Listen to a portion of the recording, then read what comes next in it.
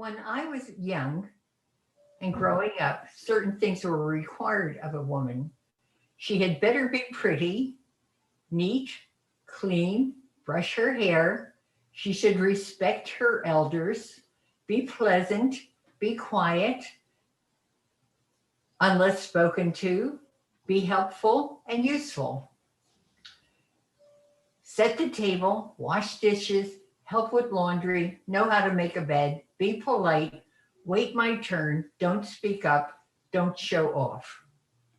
I think now it's different. I'd like to know.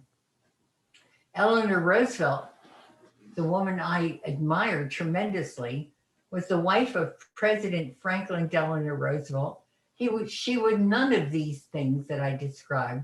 She was homely, a disappointment to her fashionable, beautiful mother who paid little attention to her. She had strong opinions and she was lonely. She married a tall, handsome society man, Franklin. She had 5 children with him and a bossy mother in law, and that was crushed when she discovered her husband loved his secretary. They decided not to divorce because that would hurt Franklin's political ambitions. She built a strong new life with her own friends, giving support and advice for fair government, workers' rights. I admire her strength, her caring about other people, her ability to adapt, her fairness and honesty. I always thought she was a woman I could be proud of and would try to copy. Thank you very much, Rebecca. So at the beginning of your story, you were talking about what I guess the traditional, more like woman's place looked like. How have you noticed that evolve over the years? What I noticed, no, I think I've been a prisoner of that kind of introduction. Um, but over the years, I have been forced to be in charge or invited to be in charge when my elementary school class asked me to be the treasurer. I was totally flummoxed. I couldn't understand why they would want me to do that. And and so I've had some responsible positions, and then I was forced to be responsible when my husband died, and I had 4 children.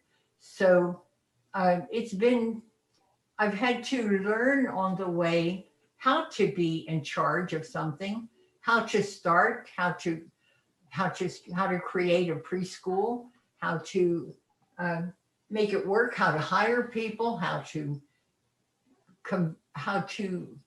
blend them in, make everything work, how to manage um, a, a, a parent co-op where parents, in order to reduce the tuition, could work off something that we needed, like washing the floors or cooking or something like that. So I don't know. I think the times have changed faster than I have. I think I was imprinted and don't really. I know to work hard, and I've had many responsibilities, but I don't. I haven't really absorbed the new woman idea, the new woman boldness. Rebecca, So much for sharing. Rebecca, Yeah. given that you're probably the senior member of this group, do you feel comfortable giving your age? Because I think it's significant. Of course, I feel comfortable because it's not something. I'm 97, so I'm from long ago. You go, Rebecca. So I was young a long time ago, almost a century old. So you can see I'm really a product of behind the times, of an older time. You're ahead of your time, and I think you always were, and you always will be, Rebecca, ahead of your time.